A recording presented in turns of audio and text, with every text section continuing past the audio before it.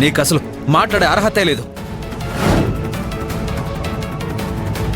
ఛీ, నువ్వు నిజాయితీగా కష్టపడుతున్నావని నమ్మి నీకు ఈ ఫుడ్ కాంట్రాక్ట్ ఇచ్చి నేను పెద్ద తప్పు చేశాను.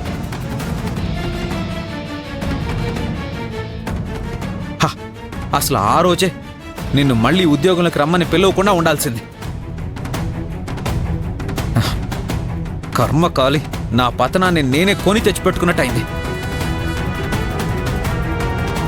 నేనంటే నిన్ను ఇబ్బంది పెట్టాను కాబట్టి నా మీద పగబట్టావు. కానీ స్టాఫ్ ఏం పాపం చేశారు?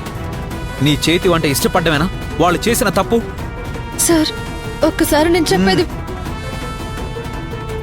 నీలాంటి మోసగత్తెకి నా ఆఫీసులో స్థానం లేదు. వెళ్ళిపో, వెళ్ళిపో.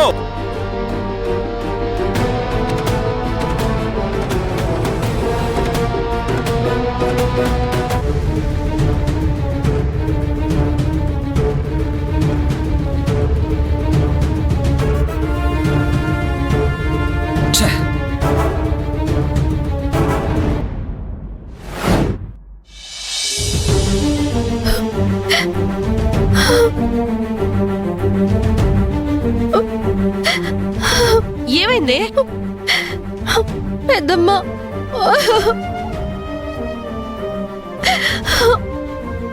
ఏమైంది రాధా? ఏం జరిగిందో చెప్పు.